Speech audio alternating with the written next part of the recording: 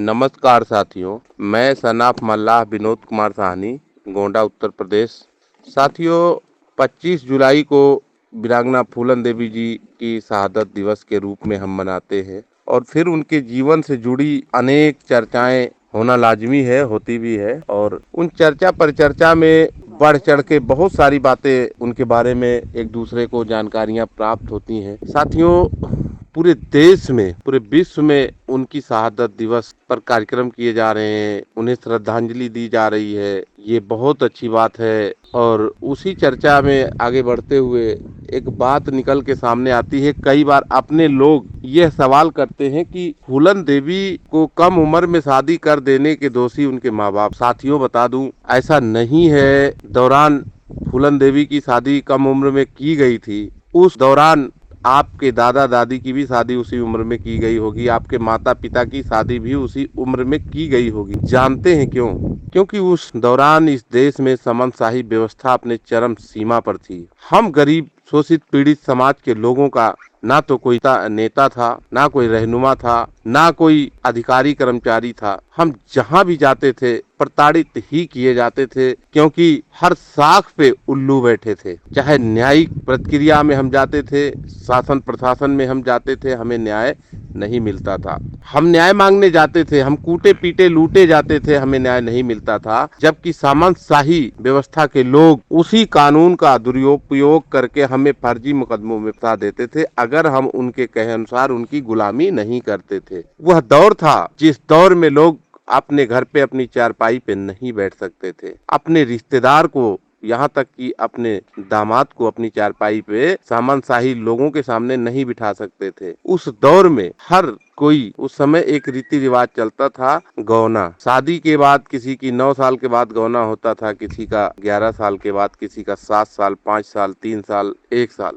साथियों, फूलन देवी के पिताजी देवी दीन मल्लाह जी बहुत गरीब थे और बहुत सीधे सरल स्वभाव के राजमिस्त्री थे। उस समय बहुत कम मजदूरी होती थी। वीरांगना फूलन देवी अपनी बहनों के साथ, अपने पिताजी के साथ लगकर मेहनत मजदूरी किया करती थी। 1 रुपए, 2 रुपए, 2.5 रुपए, 1.5 रुपए की मजदूरी। उस समय सोचिए, एक बाप के लिए 5-5 बेटियों का बोझ पालना और ब्याहना कितना कठिन रहा होगा उस समय के दौर में। खेती किसानी थी जो थोड़ी बहुत। बुंदेलखंड में एक फसल अच्छी होती है, गेहूं, चना, सरसों, मसूर, मगर दूसरी फसल जो होती है वो बरसात की भगवान भरोसे होती थी, वो नहीं हो पाती थी। इसलिए उस इलाके में गरीबी बहुत ज्यादा थी। वो अक्सर बहुत गरीब लोग 2 बेटियों की शादी एक साथ करते थे, ताकि कम खर्चे में 2 शादी करके थोड़ा सा माँ बाप को थोड़ा बोझ हल्का हो जाता था। तो उसी प्रकार वीरांगना फूलन देवी जी के पिताजी ने, देवी दीन मल्लाह जी ने, अपनी बेटी की शादी 2 बेटियों की एक साथ करने की सोची। तो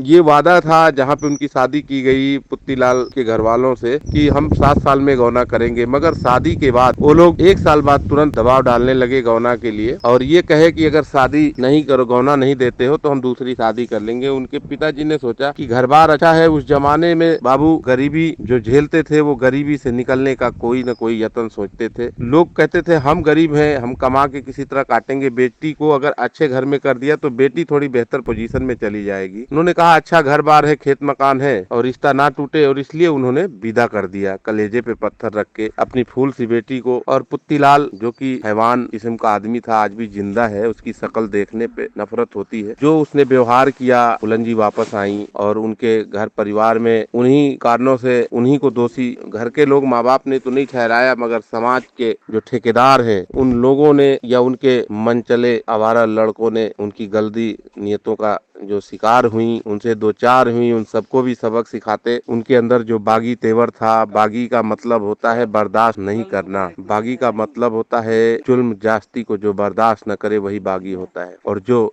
जुल्म जास्ती को सह लेता है वो गुलाम होता है। फूलन देवी के अंदर गुलामी कहीं से नजर नहीं आती थी, उनके अंदर बागी तेवर थे और उनके बागी तेवरों के किस्से आप लोग बहुत सारे सुने होंगे और देख भी रहे हैं। वो बागी तेवर ऐसे थे कि जब जब उनके तरफ गंदी नजर उठाई गई तब तब उन्होंने उसका खुल के विरोध किया और मुकालबा किया, मुंहतोड़ जवाब दिया। आप लोगों को उनकी घटना के बारे में एक छोटी सी घटना बता दूं कि आप लोगों ने देखा होगा कि एक बार कुएं पे पंचायत होती है। वो सही बात है। वो 4 सहेलियां थी फूलन देवी की। एक फूलन देवी, दूसरी गंगाजली, तीसरी माया देवी और चौथी थी ढकेली विश्वकर्मा। चारों सहेली पानी भरने जाया करती थी। जमींदार का लड़का था। उसने गंदी नियत से कुछ अश्लील टिप्पणी की। फूलन ने उसको खींच के थप्पड़ मारा और फिर उसने फूलन को अपने घर धोखे से बुलाया। अपनी बीवी का चप्पल दे के किसी लड़के को बोला और वो फूलन देखी कि उसकी औरत का चप्पल है और उसी बात के लिए, समझौता के लिए या कोई बात के लिए बुलाई होंगी। वो धोखे से चप्पल के धोखे में चली आई कि औरत ने बुलाया। जब घर आई तो ये जालिम दरवाजे पे बैठा और ये उस एक थप्पड़ के अपमान का बदला जूता चला के मारा फूलन को, जूता बहा। फिर फूलन ने इसे बराबर पलट के मुंह तोड़ जवाब दिया।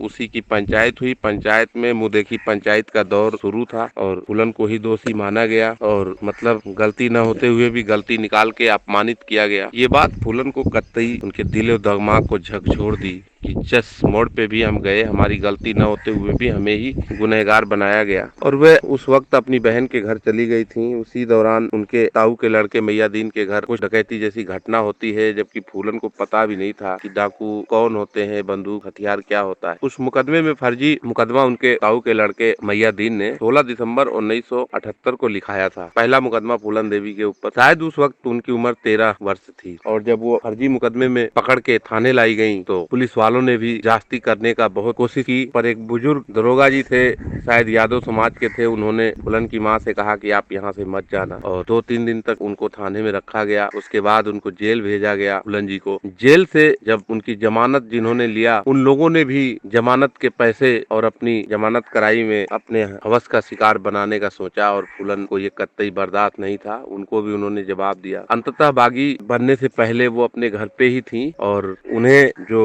लाला राम श्री राम गैंग के जो डाकू थे, उसमें बाबू गुज्जर नाम का डाकू था, उसको जमानत कराने वालों ने इशारा किया और फूलन को पकड़वा दिया। फूलन को डाकू उठा ले गए। ये जाति नहीं, इनके इकलौते भाई के गर्दन पे जब चाकू रख दिया डाकुओं ने, फिर मजबूर होकर जाना पड़ा। और वहाँ पर जब लाला राम श्री राम के गैंग में गई तो विक्रम मल्लाह और कई निषाद समाज के बागी पहले से उसके गैंग में थे। वो लोग किसी न किसी सताए हुए कारणों से बागी बने थे और उनका मकसद था मेरा बदला लेना और लाला राम श्री राम का मकसद था कि ऐसे ही नौजवानों को लेकर के लूटपाट करके धन इकट्ठा करना। जबकि विक्रम को ये कतई पसंद नहीं था कि किसी गरीब या किसी महिला के साथ अत्याचार अन्याय किया जाए। और उसी वक्त गैंग में फूट हुई। बाबू गुज्जर को विक्रम ने गोली मारा और फिर विक्रम को गोली मारी गई। एक बार विक्रम का इलाज हुआ, बच गए। दोबारा फिर विक्रम को गोली मारी गई और विक्रम के फूफा भी उसी गैंग में थे, उनको भी गोली मार दी गई। फिर बेहमई कांड जो फूलन देवी के साथ हुआ था, जो घटना घटाई गई थी, वो सब कुछ सही था। जो भी घटनाएं आप लोग, मैं कह नहीं सकता हूँ, वो चीजें जो वहाँ पे नहीं आती हैं। मैं तो वो खंडहर भी देखा हूँ जहाँ पे उन्हें कई हफ्तों तक रखा गया था बंदी बना के फूलन जी को। वो कुआं भी देखा हूँ जहाँ पे कुसुमा नाइन ने निर्वस्त करके पानी भरवाया और वो समाधि भी देखा हूँ जहाँ पे 22 पापियों का फूलन देवी ने वध किया। ये सब मैं वीरांगना फूलन देवी जी के जन्म स्थान का निर्माण कार्य क्लब वेलफेयर सोसाइटी की तरफ से करवाते वक्त जो बीच में समय मिलता था, मैं सब कुछ जाके ये जानकारियाँ प्राप्त करता रहा। बेहमई से प्रताड़ित होने के बाद किसी बुजुर्ग पाल और लोधी समाज के थे, उन्होंने किसी तरह फूलन को वहाँ से बेहमई से भगाने में मदद किया। उन जालिमों के चंगुल से फूलन देवी को आजाद कराने में दो बुजुर्ग थे, पाल और लोधी समाज के। उन लोगों ने, एक ने सलाह बताया, एक ने भगाने में रात को आकर के हिम्मत जुटा करके कोशिश की। और बेहमई से आने के बाद फूलन देवी जी बाबा मुस्तकिम के गैंग में शामिल हुई। उस वक्त एक अपवाद गैंग में उठा कि फूलन लाला राम श्री राम के गैंग में थी, तो वहाँ पे गैंग टूट गया और यहाँ भी कहीं ऐसा ना हो, क्योंकि औरत जाती है। तो बाबा मुस्तकिम के बड़े भाई भैया मुस्लिम ने कहा कि एक शर्त है कि ये सबको राखी बांधेगी, बहन बन के यहाँ रह सकती है। फिर फूलन देवी ने सभी को राखी बांधा और रहने लगी। उसमें दो बातें थी। मान सिंह फूलन देवी का हेल्प इस प्रकार करना चाहते थे, कुछ दुश्मनी उनकी भी थी बेहमई वालों से, तो दोनों के विचार एक मिले और दोनों लोगों ने फिर अलग गैंग तैयार किया और जा करके बेहमई में उन 22 महापापियों को मार के अपने ऊपर हुए अत्याचार का बदला लिया। पूरे दुनिया को दिखाया कि अगर सरकार और सिस्टम सही तरह से काम करे तो किसी को बागी न बनना पड़े। और उसके बाद बागियों को